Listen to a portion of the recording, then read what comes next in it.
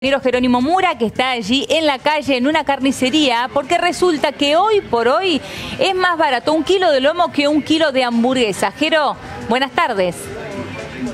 Hola Helio, ¿cómo estás? Buenas tardes. Bueno, vinimos a una carnicería en Barrio Norte para corroborar cómo están los precios. Lo cierto es que si bien hoy se conoció el IPC, el índice de los precios, todavía esto no se ha trasladado a finalmente el precio góndola, el precio que le venden a los consumidores. No hay que ver si con el correr de los días esto ocurre. Pero vamos a mostrarles un poquitito cómo están los precios en esta carnicería. Aquí para hablar un poquitito más de esto estamos con Fernando. ¿Qué tal, Fernando? Buenas tardes. ¿Cómo estás? Muy bien, ¿vos? Bien, todo bien. Bueno, la idea es, Fernando, hablar un poco sobre los precios que tienen. Primero sobre el lomo, te voy a preguntar, y también sobre la hamburguesa. ¿Cuáles son los precios que manejan acá? El lomo 320 el kilo y las hamburguesas por unidad 25 pesos.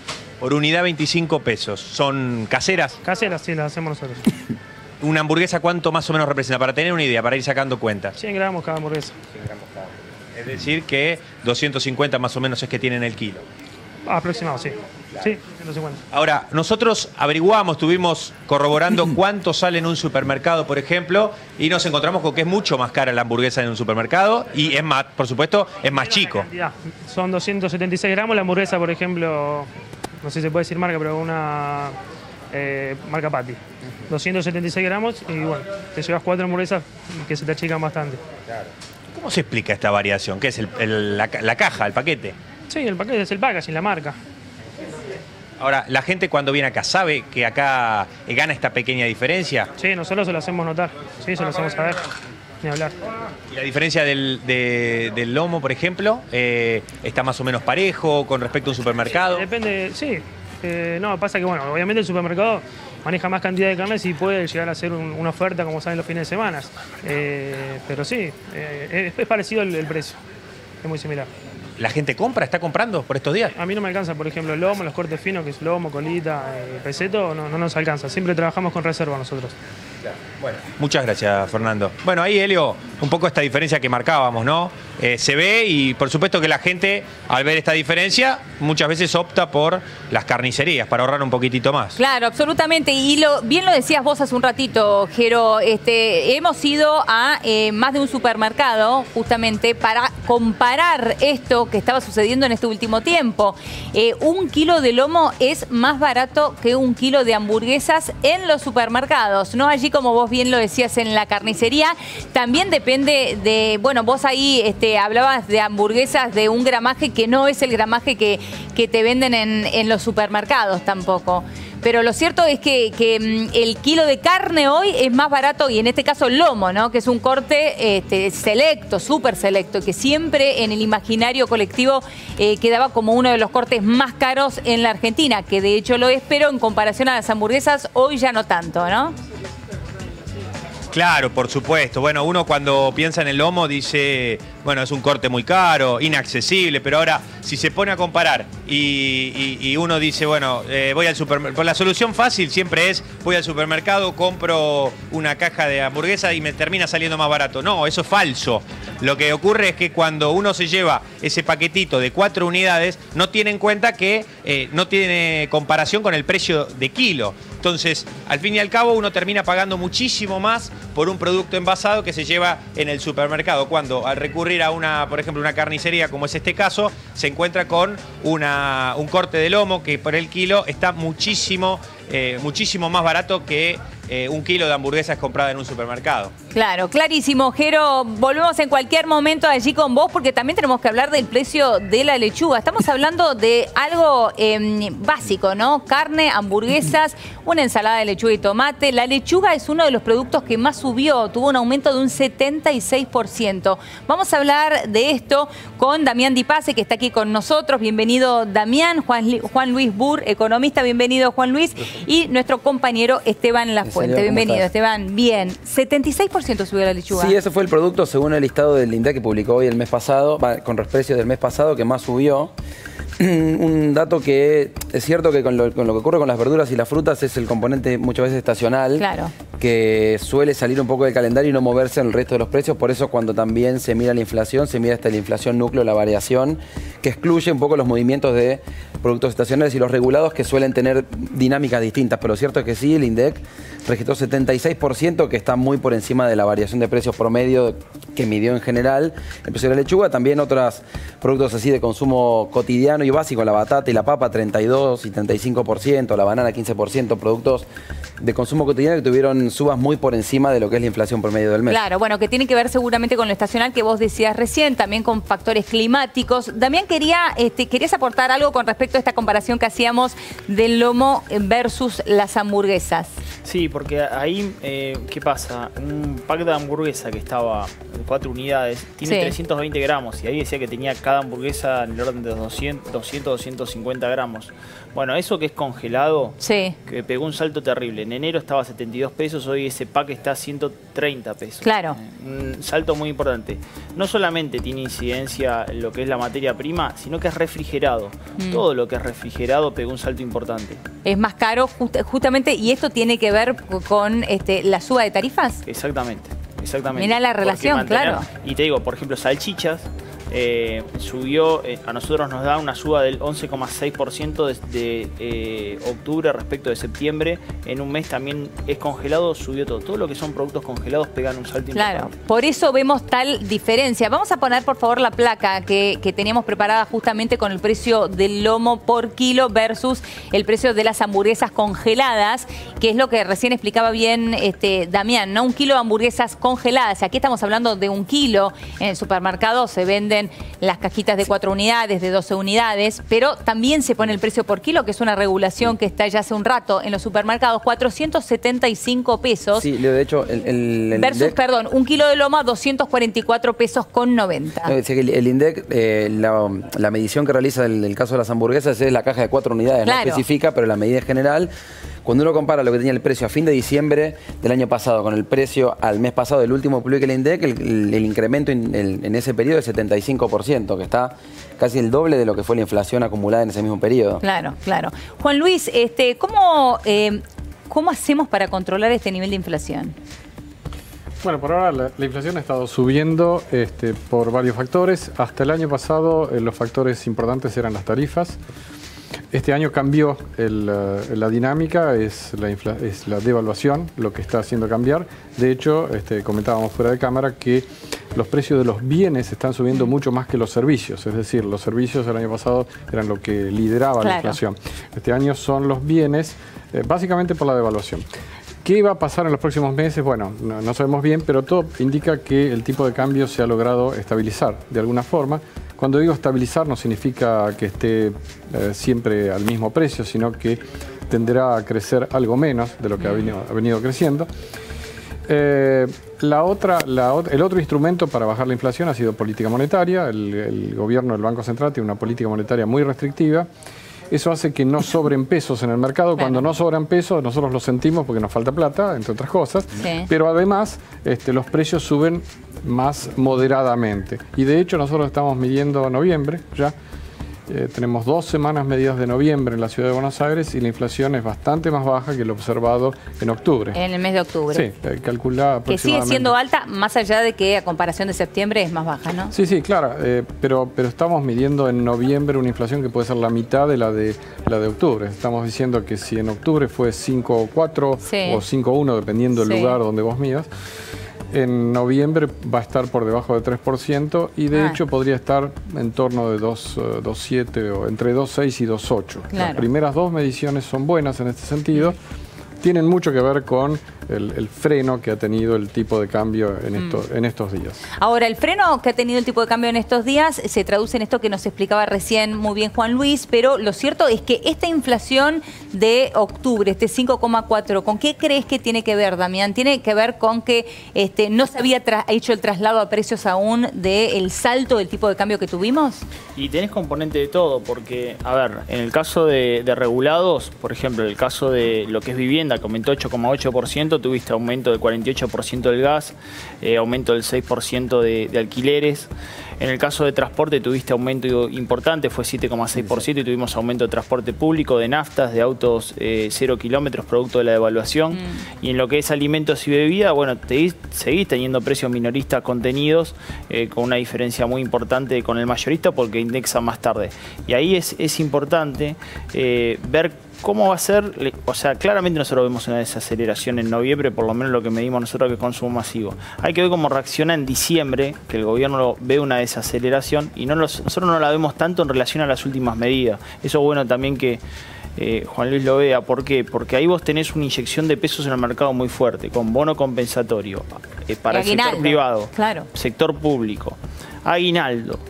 Y ahora parecería ser que jubilación y asignación universal por hijo, solamente por sector privado, son 160.000 millones de pesos más en el mercado, bono y aguinaldos, el 1,5% del Producto Bruto Interno. Y estacionalmente diciembre no es el mes en donde la inflación baja, no tanto. Claro. Bueno, no sé cómo lo ves vos. ¿Cómo lo ves en el vos, mismo Juan Luis? sentido, digamos, tenés que tener en cuenta que hay una estacionalidad ya marcada, ya conocida en diciembre, por eso diciembre no va a dar 2%. Claro. Pero es muy probable que dé un número debajo del 3%. Sí. Y eso es un poco lo que está buscando el gobierno, es decir, bajar este nivel de inflación que estuvo arriba del 3 en los últimos meses, bajarlo por debajo del 3, en algún momento entrar en un sendero que sea más en el rango del 2 al 2,5. Claro. Bueno, ese es el objetivo que hay de corto plazo. De hecho, cuando el gobierno habló de esta política monetaria que mencionaba recién Juan Luis y de secar la plaza de pesos, hizo justamente un paréntesis con respecto a diciembre, ¿no? En este sentido. Sí, digamos, en diciembre va a haber un aumento de la cantidad de dinero simplemente porque hay estacionalmente se necesitan más pesos. Bueno, entre otras cosas porque las empresas pagan aguinaldos, etcétera. Es decir, estacionalmente sube esa cantidad de pesos que se necesitan. La política monetaria da ese respiro, la base monetaria, para decirlo técnicamente, crece 6,2% o 6,5%, un número por el estilo. Luego no se sacan esos pesos de la plaza, sino que se dejan, de modo tal que hay un poco de más fondos disponibles. Claro. Eso no debería pegar demasiado en la inflación, pero algo puede tener algún impacto como ese. Es verdad lo que dice Juan Luis, ¿por qué? Porque de hecho el Banco Central viene diciendo que tiene sobrecumplido digamos, su nivel de proyección de la contracción. O sea, viene teniendo una rigidez importante. Entonces, esos pesos no deberían impactar tanto. Pero sí es real que hay un excedente importante a ese aguinaldo que algo va a terminar impactando. ¿Por qué? Porque hay una contención de los precios minoristas que en algún momento se va a ir trasladando, ¿no? Claro. Yo le quería consultar en qué medida el impacto de la recesión o la caída del consumo influyen en que los precios suban tal vez menos de lo que podría tener esta situación contexta, viendo que el mes pasado alimentos aumentó 5,9%, 6%, el mes anterior ha estado por encima del 8% y que en este contexto de caída de poder adquisitivo del consumo, mucho no se termina de trasladar tanto a precio. No sé qué efecto tiene. Sí, acordate que cuando estás mirando octubre, estás mirando, es como mirar las estrellas, estás mirando lo que pasó en el pasado, digamos. En realidad estamos teniendo una película que cambia semana a semana. Sí. Entonces tenés que ir mirando esa evolución semana a semana. En octubre, lo mismo que en septiembre, veníamos de un agosto que tuvo una devaluación muy grande. Entonces, obviamente, eso iba a tener un impacto inmediato y luego postergarse de 30 días más. En noviembre y en diciembre vos el efecto de la devaluación lo tenés mucho más moderado. Ahora, vos señalabas el tema de la recesión. Cuando vos tenés recesión, algunos esperan aumentar los precios. ¿Por qué? Bueno, porque tenés una baja muy fuerte de las ventas. Sí. Entonces vos distribuís el aumento de precios a lo largo de varios meses. Yo mencionaba el caso típico de los autos. Vos tuviste una devaluación de 100%. Los autos, que son la mayoría importados, deberían haber subido 100%. Claro. Bueno, subieron 50, 60%, eventualmente 70%. No suben el 100%. Te van a terminar, el resto se va trasladando. Van a terminar subiendo ese 100% a lo largo de los próximos meses, en la medida que la demanda convalide esos precios. Y eso pasará con los caramelos también, es decir, con todo. Claro, con absolutamente todo. Ahora estamos hablando de una inflación para este año de 45 o por arriba, ¿no? ¿De 45? Sí, a ver, el reviento de expectativa del mercado central lo ven 45. 47,6, 48%, va a estar en ese número. Es una inflación alta en cuanto a lo que es el nivel de actividad económica. Vos ves que a medida que fue cayendo la actividad económica, fue cayendo el consumo en el mercado interno y ahí la pérdida del poder adquisitivo también va a ser real importante. De acuerdo al sector vas a estar en pérdida del poder adquisitivo entre el 10 y el 15%. Y eso es una realidad donde todos los sectores en ese sentido pierden fuerte y hay que ver cómo, bueno, indexan o ajustan el próximo año en relación a la inflación que desacelere y ver si pueden recuperar. Quizás el mayor perdedor son los jubilados. Claro. Que es un 28,7 frente a ese 47,6% y ajustan muy tarde. Porque si vos ves cuánto puede llegar a quedar la jubilación el año que viene, será del 38, 39% con la inflación, que si el gobierno, digamos, logra esa meta del 23, será un respiro, pero los que no ven una inflación del 23, ven una cercana más al 30, van a tener que esperar mucho tiempo para poder recuperar. Pero ya en los primeros meses del año que viene van a empezar a recuperar lentamente poder adquisitivo. No es un mercado menor, son 7 millones de personas. No, por supuesto, y que hay que cuidarlos. Ahora, esta meta del 23 que vos mencionás, con esta política monetaria que ya conocemos, este plan en el ámbito económico que tiene el gobierno, ¿ustedes creen que se puede llegar a alcanzar? El 23% es un objetivo, no es una meta que si no se cumple no pasa nada. Vamos a ponerlo claramente porque no es lo mismo que el mecanismo del programa de metas de inflación que tenía el gobierno con el Fondo Monetario anterior. Este es un mecanismo diferente. Las metas son de agregados monetarios, se dice, no de meta de inflación. Por lo tanto, sí, el gobierno puso en el presupuesto el 23%. Te cuento que el Fondo Monetario habla del 20%. Nosotros pensamos que la inflación va a estar mucho más cerca del 26 o 27%. Primera observación. Si vos bajás de 47 a 27, ya es un gran logro. Discutir si es 27 o 25, bueno, o 24, digamos, es un venimos de un orden. Número tan malo que... pero claramente hay que entender que sería un segundo orden de discusión. Digamos, hablar de 27 o 25. Por lo tanto, la meta del 23 probablemente va a ser difícil de lograr. Obviamente sí la podés lograr si haces cosas, si haces algunas trapisondas. Por ejemplo, si atrasas el tipo de cambio, es más fácil lograr una meta más baja. Eso no es bueno. Si no subís las tarifas porque estás esperando que durante las elecciones no querés pegarle a la gente con tarifas altas, y bueno, también atrasás un poco la evolución de precios. Pero eso que es pan para hoy es hambre para mañana. Digamos, es algo que ya vivimos. En diciembre vas a tener que discutir otra vez. De modo tal que en condiciones normales uno debería esperar una inflación de 26-27%, poco más, poco menos, y eso es razonablemente una baja importante para el año que viene. No, yo ahí lo que veía sobre el tema de las cuentas, difícilmente haya un retraso de tarifa porque obviamente cuenta subsidio que va a tener que... no puede subsidiar mucho con el presupuesto, pero sí me parece que ahí sí coincido con vos que el tipo de atraso cambiario está cercano, sobre todo sobre el piso y sobre la nueva conducta que va a tener el Banco Central de ya no ajustar un 3% las bandas en forma mensual, sino que sea por inflación. Entonces ahí me parece que ese tipo de atraso cambiario se va a estar dando. En ese contexto de atraso cambiario, ¿qué proyectan con el dólar? Viendo tal vez en este contexto de que por ahí las tasas bajaban y que uno de los factores que hacían que tal vez la inflación, vos Juan lo mencionabas, era de que el tipo de cambio se apreciara. ¿Qué se proyecta en el corto y en el mediano plazo? Tendrías que llamar al presidente del Banco Central para que nos diga cuál es su política, porque digamos eso es lo que venimos discutiendo prácticamente todos los días con el banco. ¿Pero por qué decís para que nos diga cuál es su política? ¿No está clara la política del Banco Central? Desde el punto de vista del Banco Central puede dedicarse a dos objetivos. Puede mirar la tasa de interés o puede mirar el tipo de cambio. Es decir, en este momento está mirando más bajar la tasa de interés. Eso, digamos, está acelerando la baja de la tasa de interés porque eso en algún momento va a significar que retoma la actividad económica. Claro. Eso lo está haciendo quizás más rápido que preocuparse del tema cambiario. Entonces, es central saber qué va a hacer desde el mes de enero en materia de cómo se van a mover lo que se llaman las bandas para las zonas de intervención. Para intervenir o no. Exactamente. Es central saber eso. Si el Banco Central fija que la banda se mueve al 1% mensual, entonces tenés atraso cambiario. ¿Por qué? Porque si tenés 1% mensual de tipo de cambio y 2 o 2,5% de inflación, obviamente la inflación es mucho más alta que el tipo Ahora, de cambio. hoy se mueve al 3%. ¿Por qué creen que eso va a cambiar? Porque lo determinaron hace 3 semanas, una decisión del Banco Central de no ajustar 3% mensual, porque obviamente 3% mensual sería que nunca llegue a un piso que a mi criterio va hacia un atraso cambiario. O sea, me parece que en un año eleccionario, me parece que, no sé qué opinás vos, pero me parece que va hacia un atraso cambiario, porque imagínate que a un 3% mensual sería que el dólar a fin de año al piso del 2019 sea 48 pesos. Sí. Y está el mercado y proyecta con esta nueva política 48 pesos a fin de año el dólar.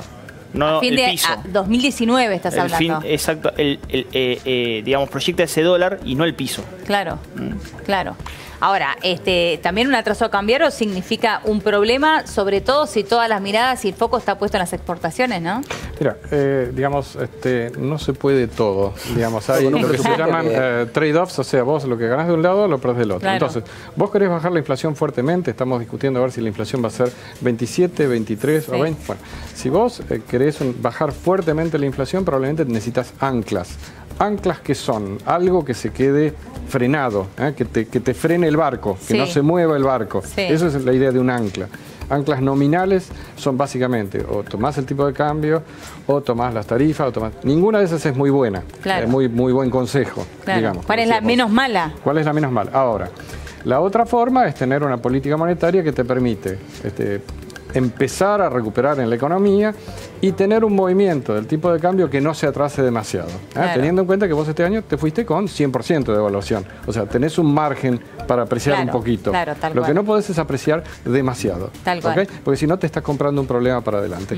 Yo diría, la discusión no termina hoy. Eso, digamos, vas a tenerla durante buena parte del año que viene, toda la discusión de cuánto se mueve el tipo de cambio. Claro. Y fíjate que el Banco Central determina bajar tasa en vez de salir a comprar dólares en el mercado. Eso es una medida, digamos, que te quiere mostrar que de alguna manera está viendo que hay una desaceleración de la inflación. Después está el debate, si en realidad la tasa es versus inflación o la tasa versus el dólar. Sí.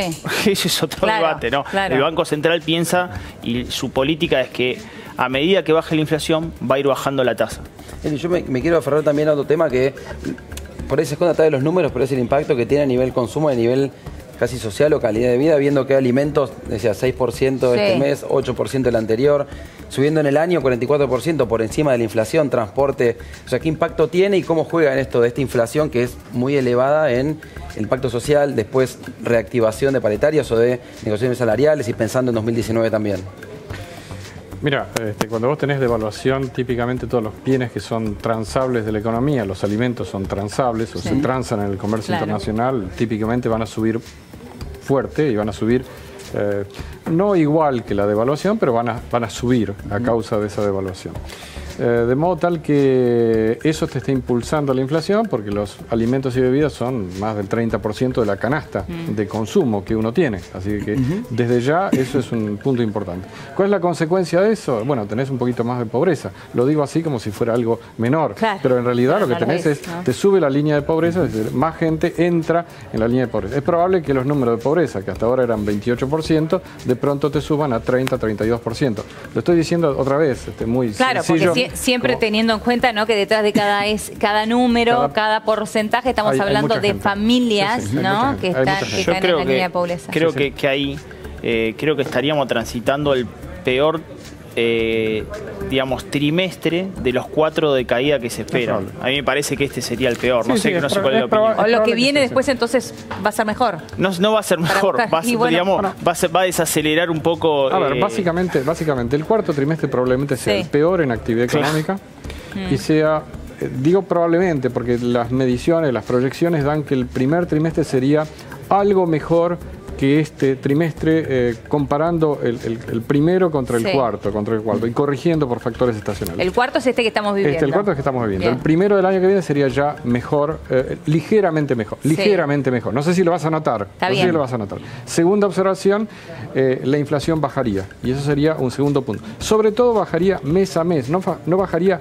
año contra año, porque año contra año es una comparación que depende de cuánto fue la inflación el año pasado. Claro, está bien. Entonces, en el año contra año a lo mejor seguís teniendo 45 o 46.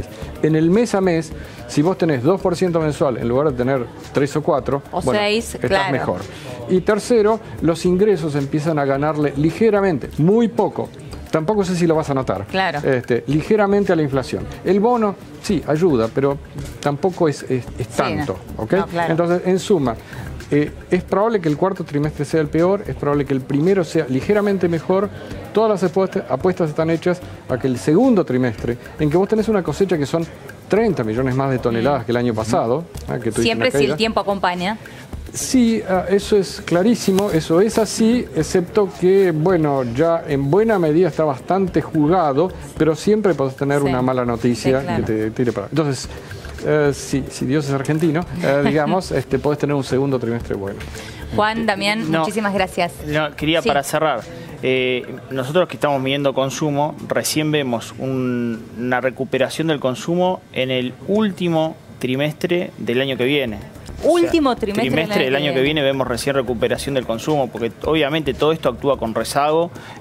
Cuando la actividad cae, el consumo cae menos que la actividad, como está sucediendo ahora. Pero cuando la actividad crece, el consumo no crece inmediatamente. Claro. Entonces esto está actuado con bastante rezago. Muchísimas gracias. Gracias, Esteban. Bien, vamos a ir a una pequeña pausa en Café de la Tarde. Quédate ahí que ya venimos. Bueno, y hoy vamos a conocer las novedades que nos trae Johnson Amoblamiento y Johnson Acero. Johnson realizó los